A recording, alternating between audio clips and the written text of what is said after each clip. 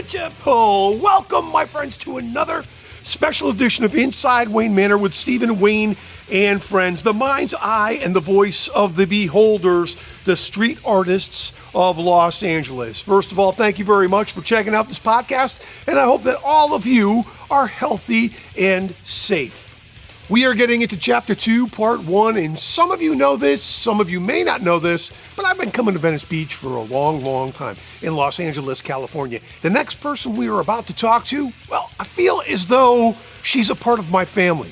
I've seen her work all over Venice Beach for a very long time. So I am very honored that we are going to speak to the one and only Jules Muck. She began writing graffiti as a teen in Europe and England in the 90s, and then back in New York City, she worked under Lady Pink for many years. Jules Muck was christened into graffiti by some of the early legends. She has been published in numerous books and graffiti publications, and she has worked on numerous collaborative projects, and she was one of the first females to paint on 106th and Park Hall of Fame in New York City. She has also painted murals for TV shows and movies, including Under the Dome, Mr. Mercedes, and It. She travels and paints often in New York, New Orleans, Texas, and anywhere else she can, but the landscape of Venice Beach remains the most mucked place in the world, as Venice is her home, and that's also where her studio is. Muck Rock is the handle she chose in ode to graffiti's hip-hop roots, but it has come to represent her obsession with all things music. She has painted over 5 memorial murals of Motorhead's Lemmy, including the one at the Rainbow Room, and a 40-foot tall Lemmy at Dave Grohl's recording studio in Los Angeles. Her real passion is to paint things she's not supposed to put paint on. But those opportunities are rapidly decreasing as she gets invited to paint on more and more walls and other things. She also enjoys painting her trademark humping bunnies on RVs and dressing up any manner of vehicle. She is also founding Muck Recovery, which is a nonprofit recovery house that holds meetings, promotes sober living, and mental health awareness. And if that weren't enough, she's got a Wikipedia page. So let us listen to my conversation with the legendary Muck Rock, and we can also listen to her create another masterpiece. Yeah! Well, that clicking that you hear in the background is a true artist at work who won't even stop and take a couple of minutes to talk because she has so much work to do, and I admire that. I'm talking to the queen of Venice when it comes to art and when it comes to street art, the queen of LA, Miss Jules Muck, a.k.a. Muck Rock. And I gotta tell you, I am fucking stoked to talk to you, and I am truly, truly honored. Thanks so much. No, it's my pleasure, too. I appreciate it. I've been coming to LA now for well over 10 years, close to 15 years. I don't think there's a street that I've traveled on or a person that I've talked to where haven't seen your work, hasn't seen your work, or someone who doesn't know your work. How does it feel to be a legend when it comes to street art? Because this isn't graffiti anymore, it's street art. I know. I mean, it's funny how it morphed into something that was sought after and loved. But, you know, when I started doing this, we were the scourge of the neighborhood. We weren't valued or definitely not given any accolades or treated like celebrities. You know, and that's happened slowly during the course of my career. Things happened like Banksy releasing Exit through the gift shop, you know, with that Mr. Brainwash and all these things that kind of set things in motion to become an acceptable art form. And it definitely has become an acceptable art form. It's become a very respectable paying gig where they're asking you to come and put your art on a building and pay you. Oh, yeah. And never mind that. I mean, people like Cause who have paintings selling for millions of dollars. And he painted in the subways when I was a kid. He was in the train tunnels.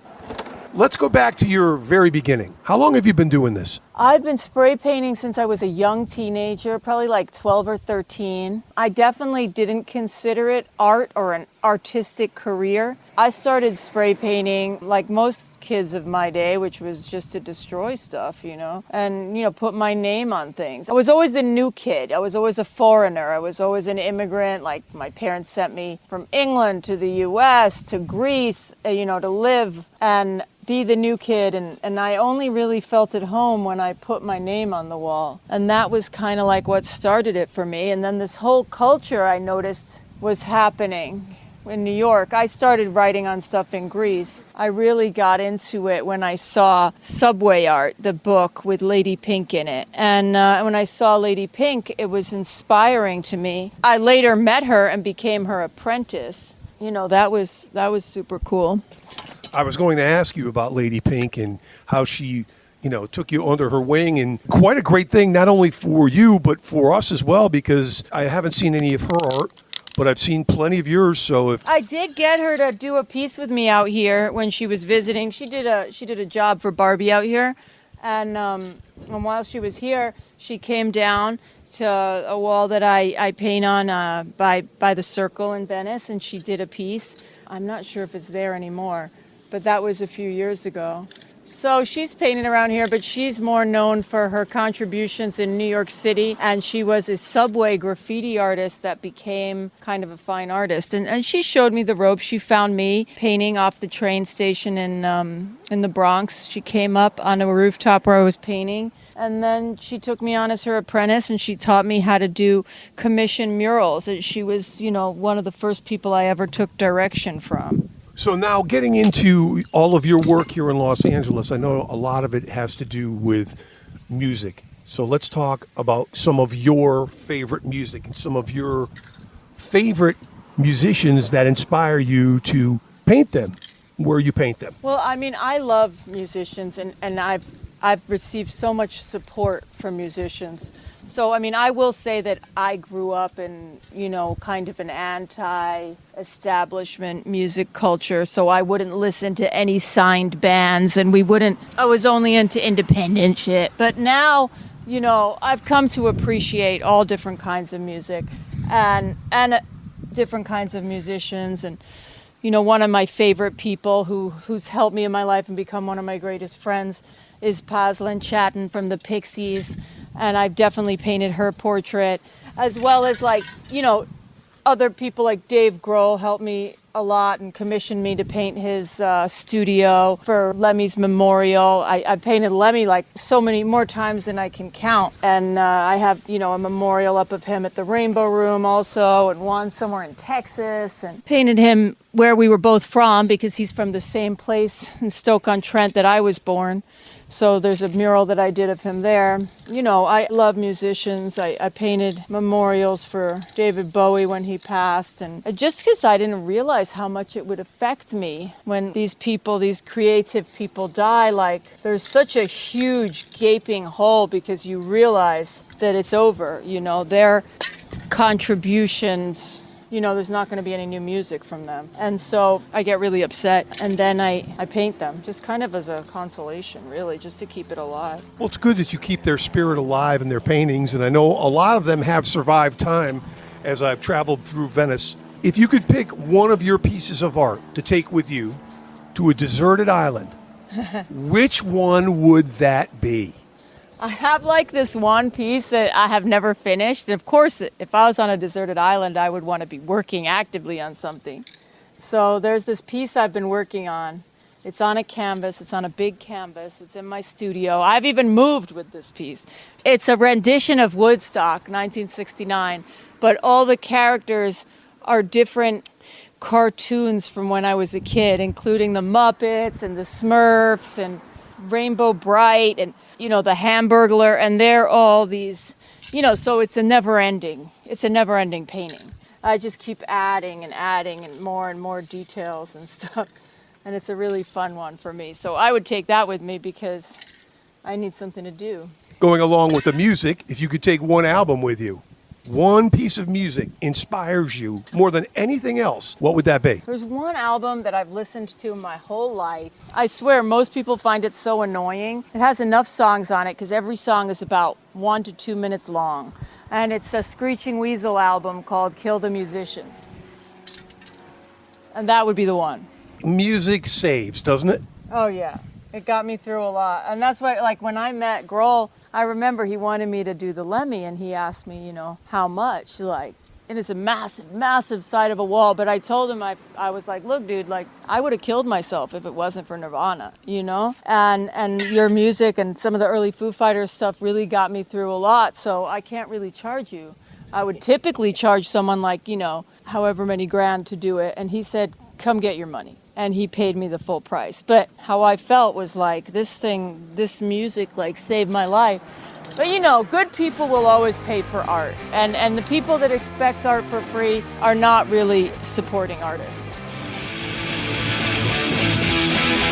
We are hanging out at Muck Rock HQ, and she's creating art as we are chatting.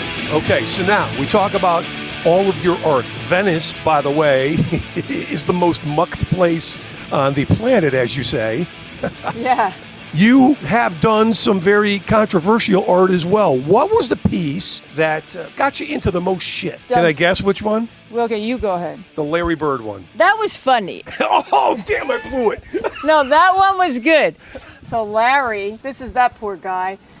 He, I guess, was embarrassed by the mural that I did of him covered in tattoos in his hometown of Indianapolis. And from what I heard, someone showed it to him in Fountain Square. I had put tattoos all over him. And so I got a letter from a lawyer. And I didn't even think it was real, because I get a lot of trolls, like fake problem starters on the internet. And so this supposed lawyer was like, I represent Larry Bird, and you are violating his branding by painting him with tattoos. And I was like, oh, another troll, whatever. Anyway, somehow word got out. I was asking people. I was like, what the hell is this? Do you think this is real? What do you think I should do about this? And anyway, the media caught onto it. The media found out that he didn't like it. And the poor guy, it blew up so much more just because the media was like, Larry Bird complains about his portrait. I mean, meanwhile, as soon as I figured out that it was really coming from Larry, regardless of everyone telling me, hey, legally you don't have to change it, I changed it because, I'm not really trying to piss anyone off, or especially not hurt anyone's feelings. I had no problem changing it. The damage was already done for Larry. Everybody saw it. Listen, I'm from Connecticut, and I have no love for up north of Connecticut, which is our friends in Boston. Oh, yeah. Yes, I don't like any of their sports teams. So to me, I was very, very excited when I read that article. I was like, yeah, fuck them. Well, there's been so many, I couldn't even, obviously the bunnies, people get lots of complaints about the bunnies, lots of complaints about the fact that I've painted the wrong person. Oh, man, there's been so many different people have so many different things to say. But I'm always, I have no intention to hurt anybody. That's not what I'm out here painting for. The bunnies are supposed to be funny. I have a laugh. A lot of people think they're funny. And some people think they're lewd, criminal even. Yeah, for those that have never seen them, believe me, I will post a few of those online. And I think it's funny. Yeah. Is there something in your mind that you want to create? Every day I think of a few things that I would like to paint. I should start writing them down, but I try to paint them as fast as I can. My friend was like, I looked out my apartment and there was this cute fuzzy ball in the tree, and I was like, that's a really high-end ball, like a fur ball. And then I looked a little closer, and it was a ball of baby rats. And I was like, that seems like a really good image, like this ball with these tails coming out. So, not that that's going to be life-changing or anything. But every time I picture something, I want to paint it. And it drives me crazy, when I drive around and I see a wall and I'm like, fuck, that wall is supposed to have whatever, a massive tulip on it with a bumblebee. I see it and then I can't do anything about it because, not my wall. The age of social media, I would think, is a blessing and a curse for artists, because you get to share your art and it keeps a visual log. Because I can imagine you've been doing this for quite a long time. Could you remember all of the places that you have put your artwork? No, I don't remember the pieces I've done even last year. I do over 1,000 pieces a year. So, because some days I do 10 pieces in a day. And some days, I paint every day. And every so often I, arrive somewhere and I'm pleasantly surprised by my painting. I love the whole thing where people can send me the picture, because if I write my name on it, they'll be like, oh, tag me or whatever. And then I see these these murals, and sometimes it's, surprising that they're still there, and, it's fun to catch up with how many people they affect. What is your favorite subject besides the bunnies, which we know about? I really like to do portraits. That's like one of my favorite things. I like to do portraits of people that people recognize. I really think that my special gift here is to paint people right after they die, to do memorials, because I kind of feel like those are my most powerful portraits. I've gotten to do that for a lot of people, not just celebrities. I do it for a lot of local people. There's an alleyway here in Venice where I paint a lot of people that have passed away and some people that are still alive, but mostly at this point it's all memorials. And I do that, like I dip in the alleys. Even in these alleys there's memorials that I've done. People will come tell me like, well, my son died, or my friend died, or, I'm really sad. My mom, this is the anniversary of her death, and I just don't know what to do. And so I'll say, let's go do a portrait. And I swear, I've never seen anyone have a bad response to that. Somehow it always helps people. I would imagine, because you're so good at your craft, that some of your memorials are dead solid on, and you have to stop and look and say, wow, it's a reminder of how these people have influenced your life. Yeah, no, totally. For me, it's been incredibly healing to see people that I miss and people that I'm burying, like to see them on the wall and to see their eyes sparkle. It's something also kind of awesome in seeing them bigger than life, looming over us on a wall. It's inspiring, and it feels like a nice commemorative way to pay respects. Where can people find your artwork online, and how can they get a hold of you if they would like to commission some artwork from you? Well, I think I'm pretty active on Instagram at Muck Rock, and I do answer DMs, and I also have a website, julesmuck.com, and you can connect to my email from there. I'm about to go out on tour, so I'm looking for things to do. We're heading north first. Nevada, Utah, Montana, and then, depending on what else kind of opens up for me to paint, we'll be around. So sure, hit me up if you have any ideas. Thanks. Well, I will make sure that we get this out to the folks, and we make sure that your tour, you get plenty of stops. And once again, definitely honored to stand here and sit here and watch you work and chat with you. You have been a part of my life for a long period of time, and I appreciate you and all of the colors and the work that you have brought to my life. So thank you very, very much. Thank you. It's been an honor. Thanks so much. The honor's all mine. Thank you very much to the one and only Jules Muck, Muck Rock. Thank you so very much for spending a little time with me, because I got to tell you, all the interviews that I have done over the 30 plus years I've been doing this, that right there, the interview with Jules Muck, part 1 and 2, are one of my favorite interviews of all time. Because if you've been coming to Venice, California as much as I have, I'll tell you what, you would think like me, she's a part of my life. I've seen her work for a long, long time and have appreciated all of it. And I appreciate her. So thank you very, very much for hanging with us. Now, if you need to get a hold of her, you want to commission her to do some work, or you want to check out some of her art, you can get a hold of it at julesmuck.com or on Instagram at Muckrock. And don't forget about her really cool organization that helps people who seek sobriety and good, strong mental health. Reach out to her at Muck Recovery, and she will take good care of you, man. All right, I'm Stephen Wayne. Thank you so very much for subscribing to this podcast, and thank you very much for just checking it out. If you were just interested in the artist that we had on, maybe we'll do this again. But I'm going to turn things over to Studio Guy. He's going to tell you where you can get a hold of me if you are so interested. And as always, I hope all of you are healthy and safe. From Los Angeles, California, this has been Inside Wayne Manor with Stephen Wayne and friends. And until we do this again, peace!